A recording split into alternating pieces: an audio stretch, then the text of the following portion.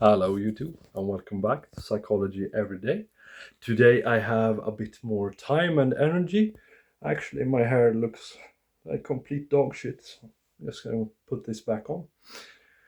Um, so I finished my last interview yesterday with the Jungian Psychology Association test that I made and got approved to, do sort of a memo or exam on. And it has been an absolute blast. So long story short, something that is was considered very effective by Jung is projective testing, which means that you sort of discover what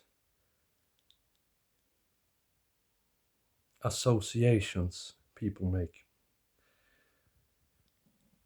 So the questions that I had were, oh, sorry, messy bed.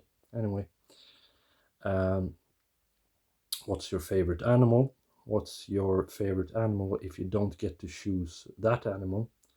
And I obviously waited for the answers, but then what animal do you hate and what animal do you fear? And then what do you associate to these animals?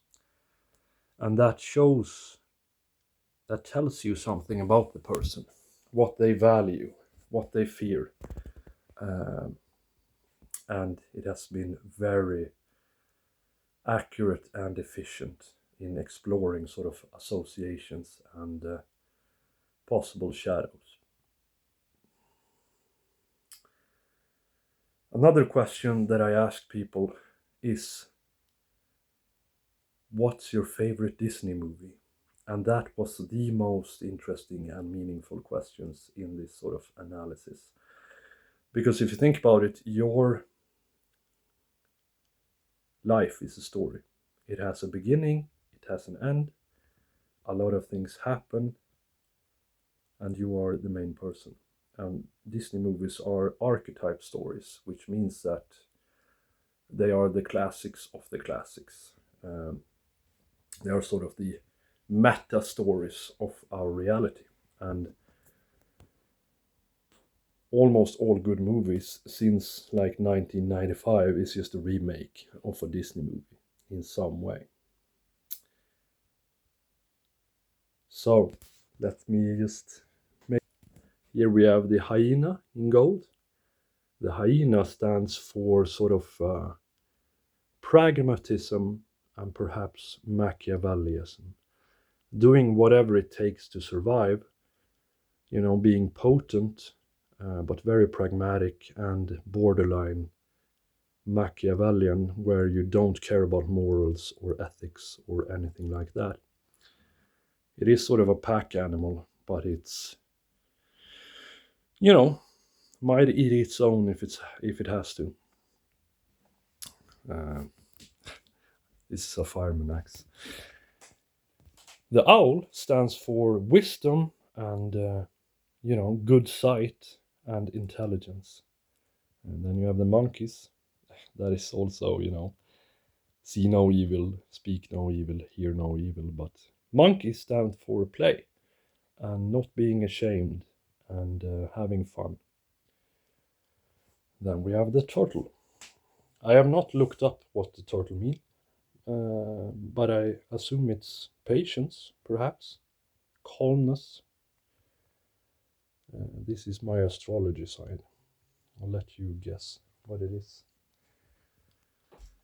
Here is the elephant, which stands for strength and wisdom, being unshakable in your beliefs, stuff like that. And yeah, I have so much to say about this that I don't know where to begin, which is a problem, of course.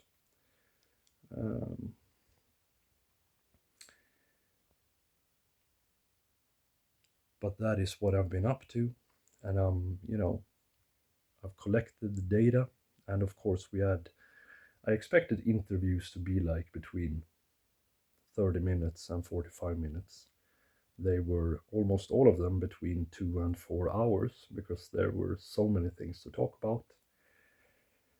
And I look forward to expanding this test and trying it on more people, because it's really fascinating to me how you can sort of deduct a person's attitudes and values via such almost nonsensical questions. And yeah, that is all for, not all for today. What your favorite animal says about you, if you think about what that animal means to you, is what you value and what you strive to be. And perhaps it is your ideal, perhaps it is what you look for in other people, or perhaps it is the best sides of yourself. Um, so, yeah.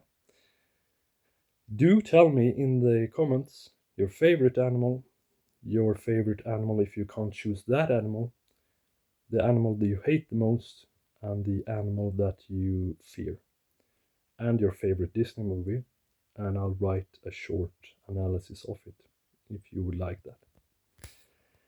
Until then, and after, have a great day, everyone, and I will see you tomorrow.